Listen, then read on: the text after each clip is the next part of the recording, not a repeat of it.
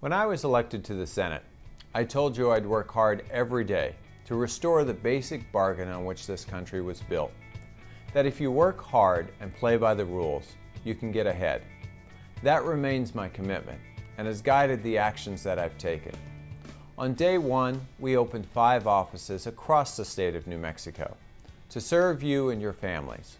Since then, my staff initiated more than 500 cases to help constituents with things like Medicare and Social Security, veterans benefits, and other federal agencies. Almost 1,000 constituents have come through the doors of my Washington, D.C. office for meetings and Capitol tours, constituent coffees, or just to visit. I've focused on legislation that's important to New Mexico and worked with many community organizations and advocates on issues like the Violence Against Women Act and immigration reform. The first bill that I co-sponsored was the Paycheck Fairness Act, because rewarding work fairly is critical to strengthening New Mexico's middle class. I fought to ensure that the Postal Service continued Saturday mail delivery, because discontinuing service would have a negative impact on our rural communities and on jobs in our state. Serving on the Energy and Natural Resources Committee, I introduced several bills to protect our treasured landscapes, increase our nation's energy independence, and help state and tribal governments complete high-priority uranium mine cleanup projects. I was pleased to vote in support of Sally Jewell as our country's new Secretary of Interior.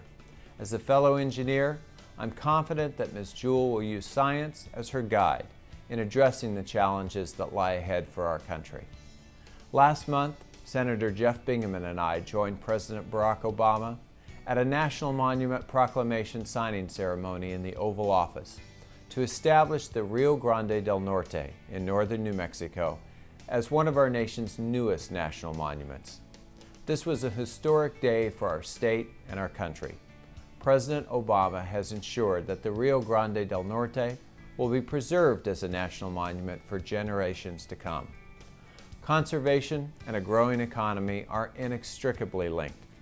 A recent study shows that the monument will support hundreds of new jobs and bring millions of new tourism dollars to the area. And local businesses are already reporting increased inquiries and bookings due to this designation. And just last week, I met with DREAM Act students from New Mexico. I'm determined to see the principles of the DREAM Act incorporated into accountable immigration reform. I've traveled to Socorro and Los Alamos, Taos, Las Vegas, Santa Fe, Gallup, and Albuquerque to discuss job creation and ways to continue to grow New Mexico's economy. In the coming weeks, I'll travel to Carlsbad and Alamogordo, Las Cruces, and Santa Teresa. I've met with faculty and students at New Mexico Tech, Highlands University, UNM Taos, Santa Fe Community College, toured innovative job training programs, and spent time at Los Alamos National Laboratory discussing its vital national and global security missions and environmental cleanup efforts. Now is the time to encourage research and development, and New Mexico, with our national labs, our universities, and military installations, holds much promise to lead the nation in innovation.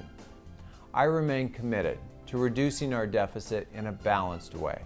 We don't have to choose between strengthening the middle class and being fiscally responsible.